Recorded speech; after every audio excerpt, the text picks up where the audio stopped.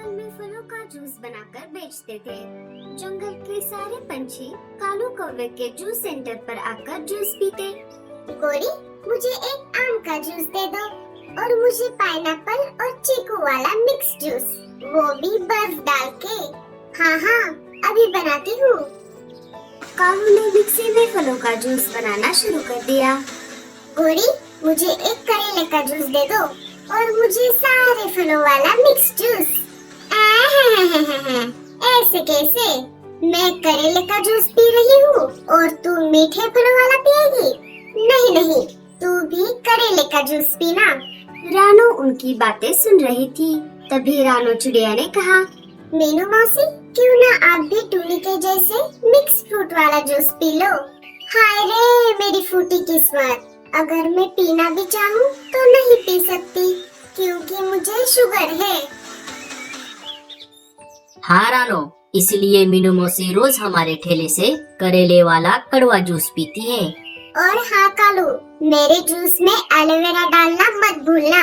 कालू जल्दी जल्दी से सारे पंछियों ने बताए हुए फलों के जूस बना देता है। सारे अपना अपना जूस पी लेते हैं।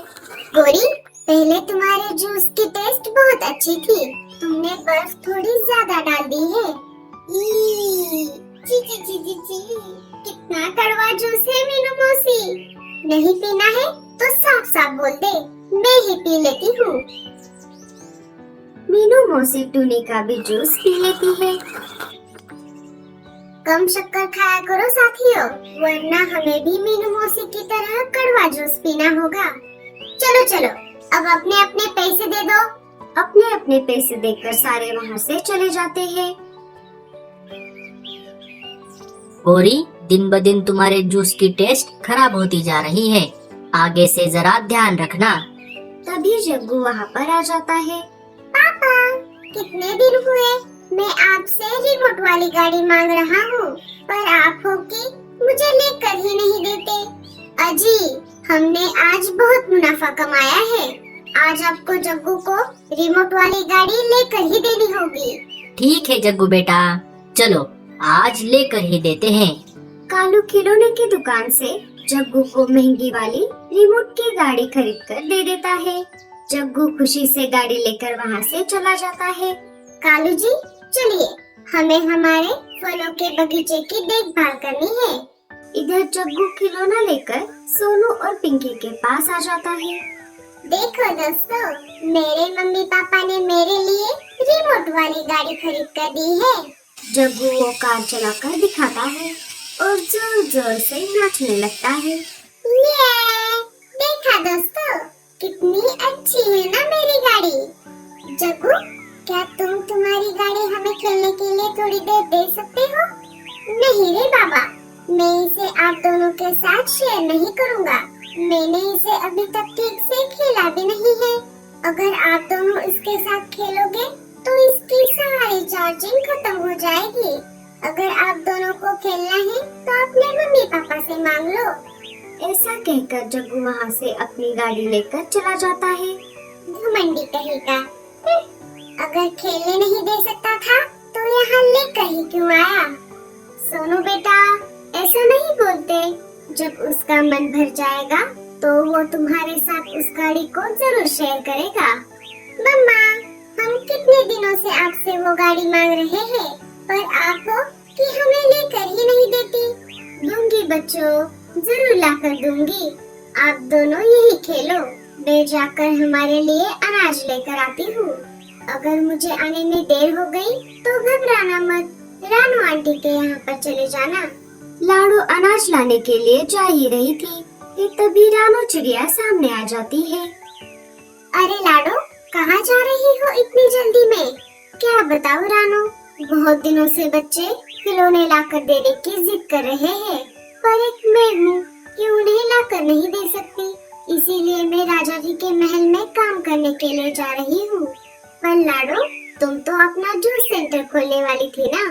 हाँ रानो, पर गोरी भाभी और कालू भैया ने सारे फलों वाले पेड़ों पर कब्जा करके रखा है। जब भी मैं फलों को तोड़ने के लिए उस इलाके में जाती हूँ तो गोरी भाभी मुझे वहाँ से भगा देती है। लाडो, मुझे एक जगह पता है यहाँ अलग अलग प्रकार के फलों वाले पेड़ हैं। झरने के पास वाले इलाके में ढेर सारे फलों के पेड़ हैं, जहाँ से तुम फलों को तोड़ सकती हो। अरे वाह, ये तो बहुत अच्छी बात है। मैं अभी जाकर देखती हूँ। ठीक है लाडो, चलो मैं चलती हूँ। लाडो झरने के पास जाने के लिए निकल पड़ी। वो वहाँ पर जाकर देखती है तो वहाँ बहुत सारे फलों के पेड़ थे। अरे वाह, यहाँ तो ढेर सारे फलों के पेड़ हैं। मैं इन्हीं से अपना जूस का सेंटर खोलूंगी। लाडो ऐसा बोल ही रही थी कि तभी उसे किसी के रोने की आवाज आने लगी। मेरा बंटी, मेरे बेटे, आंखें खोलो, ये तुम्हें क्या हो गया है? लाडो तितली के घर के पास आ जाती है। क्या हुआ? आप ऐसे रो क्यों रही हो? देखो ना, मेरा बेटा बंटी आंखें नहीं खोल रहा। पता नहीं इसे क्या हो गया है। रुको, मैं देखती हूँ। लाडो ने बंटी की नस चेक की तो उसने देखा बंटी के दिल की धड़कन अभी भी चल रही थी। चिंता वाली बात नहीं है, आपका बंटी बस बेहोश हो गया है।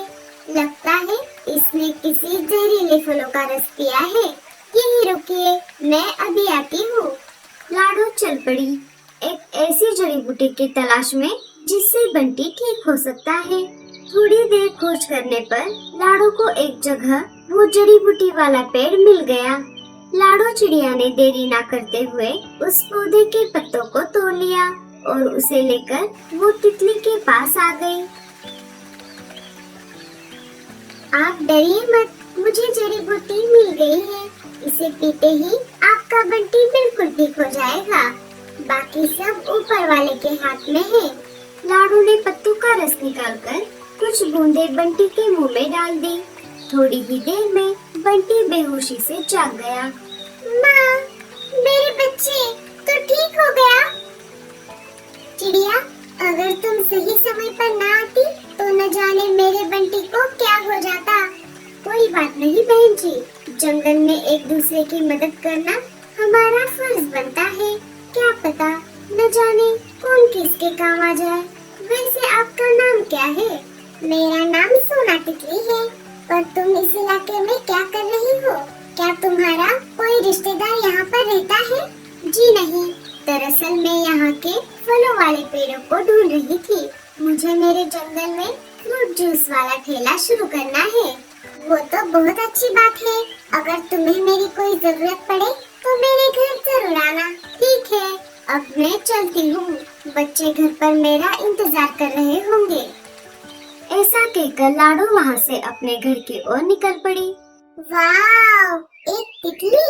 मामा, हमें भी उनसे मिलना है। हमें भी बंटी से दोस्ती करनी है। हाँ हाँ, जरूर बच्चों। दूसरे दिन लाडो फलों वाले पेड़ों से कुछ फल तोड़कर ले आती है और अपना पुराना मिक्सर लेके फ्रूट जूस का ठेला शुरू कर देती है। जंगल के पंछी लाडो का फ्रूट जूस वाला ठेला देखकर बहुत खुश हो जाते हैं और उसी के ठेले पर फलों वाला जूस पीने लगते हैं। अरे वाह वाह वाह वाह वाह, क्या जूस बनाया है लाडो, वो भी बिना पानी डाले। पर अगर इसमें थोड़ी बर्फ होती तो और मजे आ जाते। नहीं नहीं साथियों, आजकल बर्फ में बहुत मिलावट होती है और जूस भी पतला हो जाता है। मैं फलों के जूस का मजा खराब नहीं करना चाहती। अरे हाँ, अब आई बात समझ में। ये कालू फलों के जूस में इतना भर भर के बर्फ क्यों डालता था? जूस के नाम पर हमें सिर्फ शक्कर वाला पानी पिला रहा था। कालू जी, अगर ऐसा ही चलता रहा तो हमारा सारा धंधा चौपट हो जाएगा। हमें कुछ ना कुछ तो करना ही होगा। आप चिंता मत करो भाभी, मैं हूँ ना। अब आप देखते जाओ मैं क्या करता हूँ। भूरा लाडो के फलों वाले पेड़ों से सारे फल तोड़ देता है और उन्हें रात में ही कालू के पास लेकर आता है। अरे भूरे जी, इतने फल आप कहाँ से तोड़ कर लेकर आए? भाभी जी, मैंने जंगल के सारे फलों वाले पेड़ों से सारे फल तोड़ लिए हैं। क्या सारे पेड़ों से मतलब? सारे पेड़ों से मतलब सारे पेड़ों से। दूसरे दिन फल तोड़ने के लिए लाडो अपने पेड़ों के पास आ जाती है और देखती है तो क्या, किसी ने सारे फल पहले से ही तोड़ दिए थे। हे ऊपर वाले, ऐसा किसने किया होगा? ये सब करके किसी को क्या मिलने वाला था? तुम चिंता मत करो लाडो, ये मेरे पास कुछ जामुन के बीज है। इनके पेड़ कुछ ही दिनों में बड़े हो जाएंगे। आपका बहुत बहुत शुक्रिया तितली जी। लाडो उन बीजों को अपने घर के पास लगा देती है। कुछ ही दिनों में पेड़ उगकर बड़े हो जाते हैं। इधर दिन ब दिन कालू और गोरी के फल खत्म होने लगते हैं। देखो लाडो, सारे पेड़ों को कैसे जामुन लग रहे हैं। मुझे लगता था कि जामुन के पेड़ बहुत छोटे होते हैं, पर ये तो बाकी पेड़ों की तरह बहुत बड़े हैं। लाडो कुछ जामुन तोड़ लेती है और अपने फ्रूट जूस वाले ठेले पर आ जाती है। कालू जी, हमारे लालच की वजह से हमने हमारा धंधा चौपट कर दिया। हाँ गोरी, अब से हम ईमानदारी से हमारा ठेला चलाएंगे। लाडो पंछियों को अपना स्पेशल जामुन का जूस बनाकर पिलाने लगी। लाडो, पर मेरा क्या होगा? बिग मौसी, आपके लिए है ना ये स्पेशल करेला, एलोवेरा और जामुन के बीजों वाला जूस। सारे जोर जोर से हंसने लगे। कालू और गोरी लाडो से माफी मांगते हैं और बाद में दोनों जंगल में हंसी खुशी से फ्रूट जूस बनाकर बेचने लगते हैं।